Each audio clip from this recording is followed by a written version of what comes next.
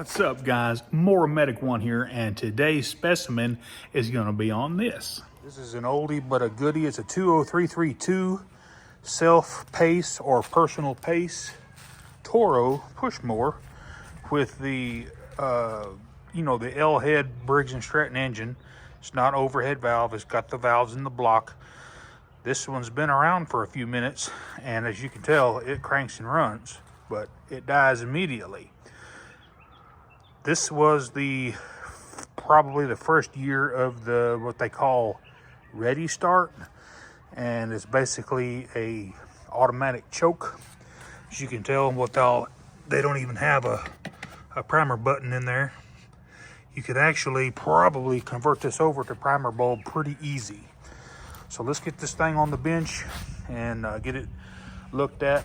Obviously, it's got spark and enough compression to run. Looks like we've already done a new spark plug, possibly a carb bowl drop on this thing, but it didn't work, so we're going to try to get it going for them. Right off the bat, I can see the kill cable not installed correctly. This should be on this side of this bail. So let's get that worked out. Just a real simple, pull that out, pull that out, flip it, and then stick it back in. Oh yeah.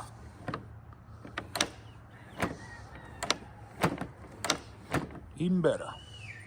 And whenever we get the motor engine running, I'll show y'all how to properly adjust this personal pace so that it works properly. First thing I'm gonna do though is I'm gonna check and see if it's got a bent crank. Let's just disconnect the sparkulator wire, tuck it up out of the way. I'm gonna put you looking right here at that bolt, and y'all be the first ones to see if it's got a bent crank or not, because I can't see it. I'll check the video footage here in just a minute and be right back with you. All right, I'm gonna pull the rope, and let's just see what happens.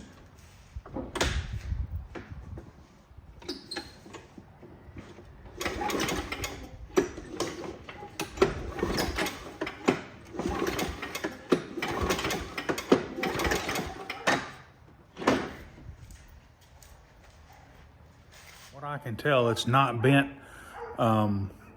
Pretty good indication that the crankshaft or the flywheel key is not going to be sheared in it, and no bent crankshaft, thank goodness.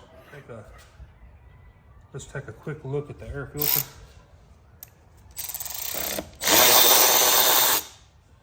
It's just a 5/16 or an 8mm. That's not too bad. It is oil soaked, so I will be replacing this. The reason that it's oil soaked is it probably got turned on its side the wrong way.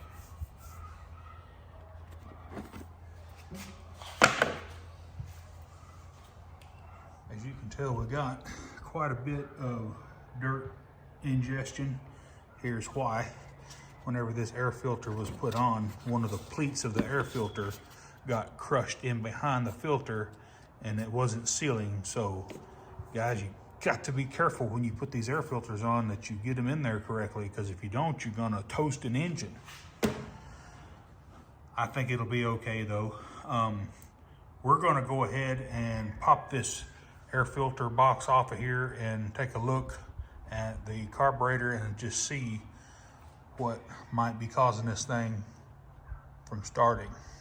I'm gonna go ahead and pull the two top decorative shroud bolts. There's just two screws here on top.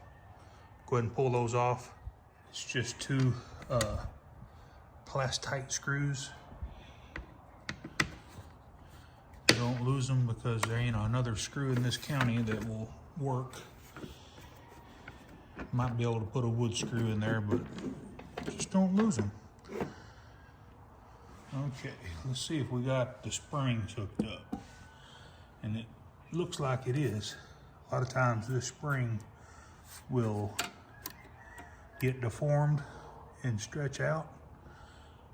The spring looks okay. So we should be able to reuse that. What this thing does is it's got a air vane slash an air vane over spring loaded choke.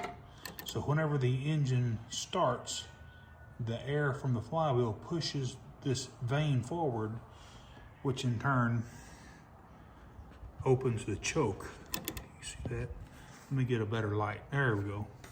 It opens the choke up. It's a good system, and I am sad that they don't make this motor anymore. Let's look and see if we can see what year this is. It's probably on this side over here.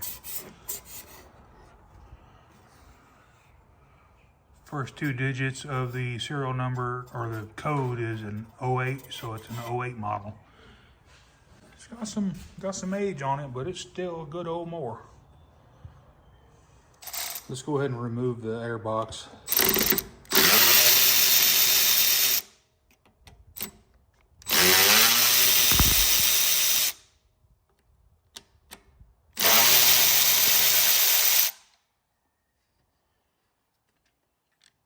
It's got factory red Loctite on these screws. I don't think that it's necessary to Loctite them back. I've never had one come off. So let's go ahead and remove that. Lots of junk and debris behind the carburetor or the air filter housing. If you break this gasket, replace it. This one came off in one piece, so it'll be good to go. You can reuse that, no problem. I'll show you that choke mechanism. See how that works? So whenever it's cold, no matter if it's warmed up or not, it's gonna get a little bit of choke for it to start. That's why this style of choke was awesome, because it always seemed to crank up and run.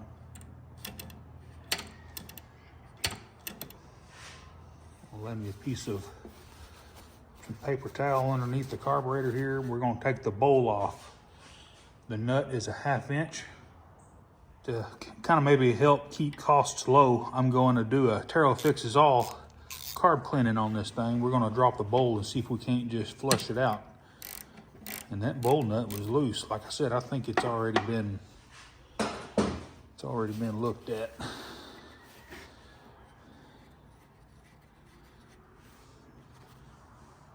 Oh yeah, that gas don't smell good at all.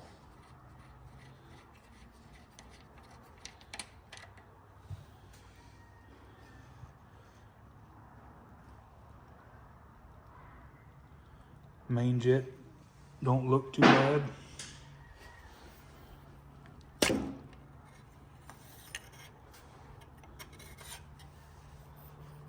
Oh yeah, we got lots of debris and water.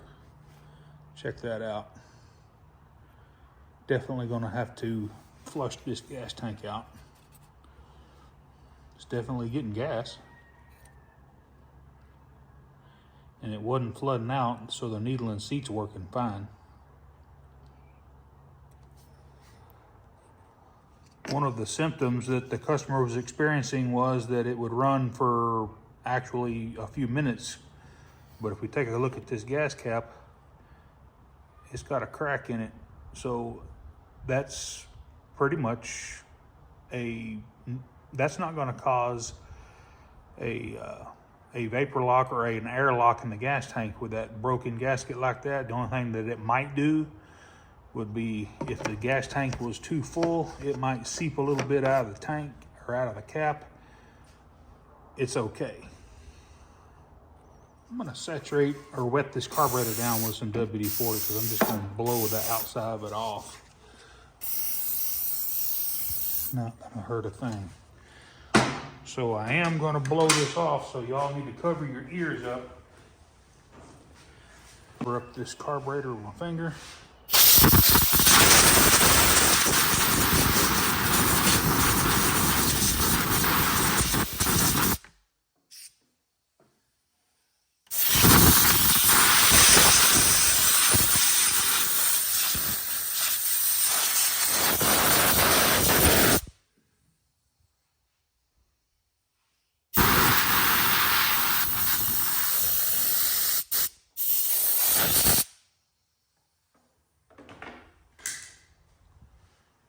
I want to take a good look at this main jet just to see.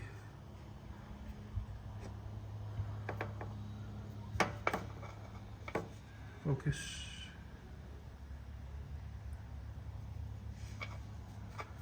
If there's anything in there, best thing to do is just blow it out.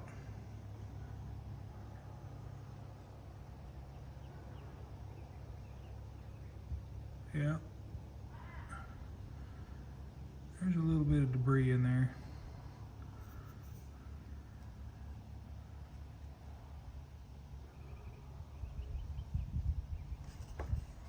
The easiest way I've ever seen is just to take some carb spray and just back blow the jet, and it usually will clear it out.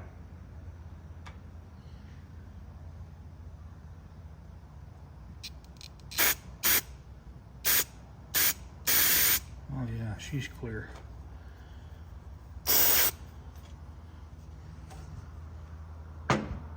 On the carburetor itself, the only other, well, let me back up just a little bit. There is no low speed jet on this carburetor, and right here, if I can get it to focus, right here is just an air bleed that you need to be sure you just blow out real good with your compressed air and a little carb spray, and that's about all you can do to one of these. These things always seem to clean up real well just by doing what we call a carburetor kit in a can. Make sure your bowl gasket's still good. Should be good to go. Gas tank looks good and clean and dry, no water.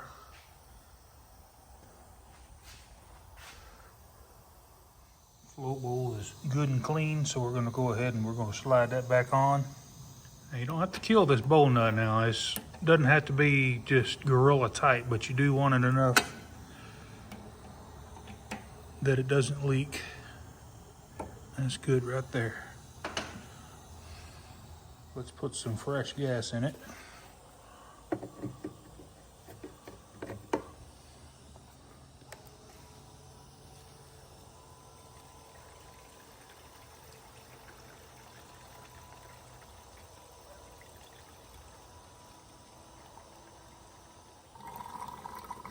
I love this little thing. It shuts off whenever it gets full.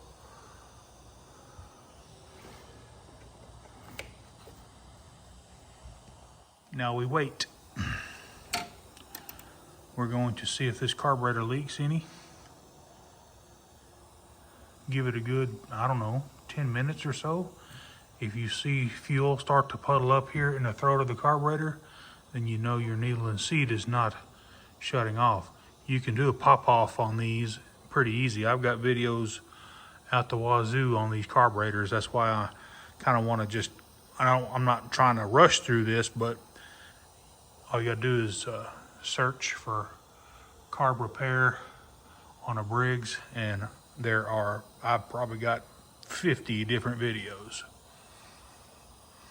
Another thing that I like to do is I like to do the fuel line rub test. If you can put this fuel line between your fingers and it comes off black, then replace that fuel line. Somebody's replaced this one recently because there is no way in the world that they last that long. Not since 2008. This one's good. It's even pliable. Okay guys, I've got the back cover good and cleaned off. It's ready to go back on. One thing you want to absolutely make sure of is that you put your PCV hose on the hose here. It goes to the crankcase. A lot of people will miss it and it'll just stick to the side of it there and not be hooked up. You got to be able to make sure you hook that up, or you're just going to be sucking dirt right in there and it's going to make a big oily mess everywhere. I am going to install a new filter. Alrighty, let's see if she'll lick off. Make sure I don't have anything under there. Nah, we're good.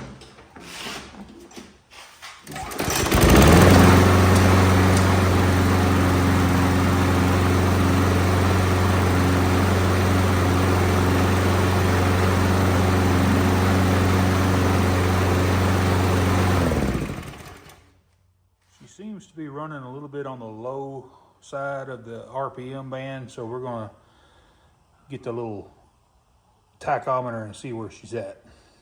As you can tell, we're only at 2,700. It needs to be around 3,200. And the way you adjust the RPMs, let me show you. Just get you a pair of flat blade pliers.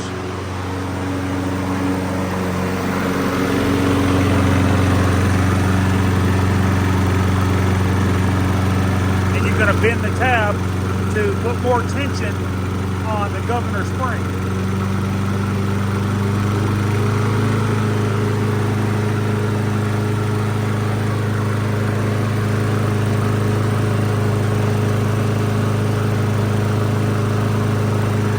Just a little bit more.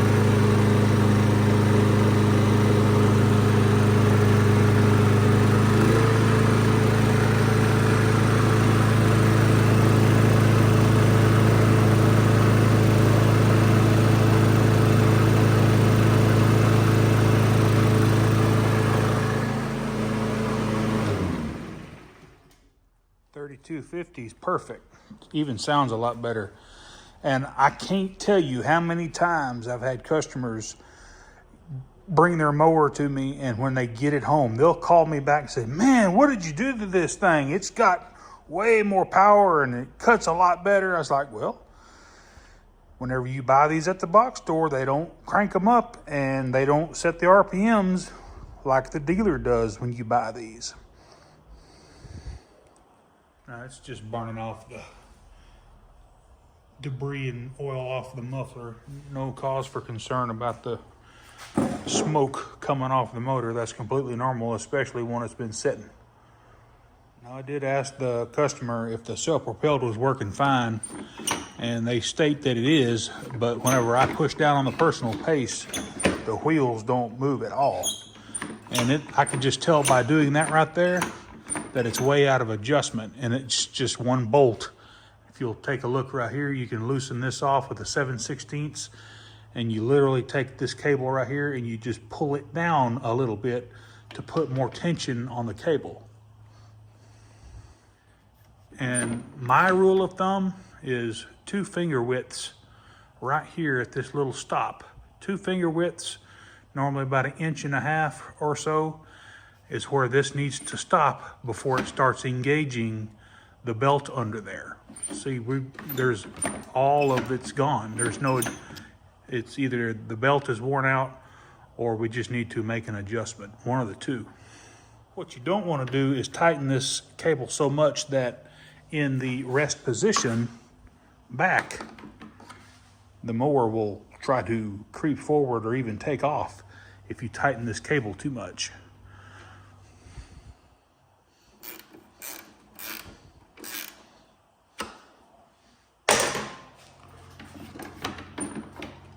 Oh yeah, I think we're good. Now that it's stopping about 2 finger widths, doesn't have to be exact, but I can feel the resistance of the personal pace making the belt engage. So I have a feeling that the self-propelled will be okay on this particular unit.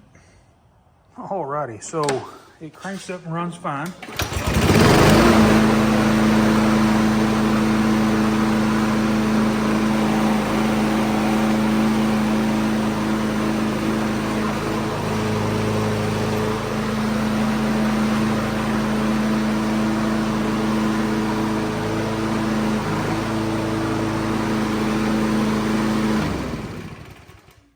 love that personal pace system. Ain't nothing else on the market like it. I sure wish they still made it like that. Super simple drive system under there. The belt and transmission's all just so easy to work on. I miss this machine. Alrighty guys, hey, we got this 16-year-old personal pace Toro going one more time. Didn't cost hardly nothing except for an air filter, maybe some shop supplies and a little bit of labor, and good to go.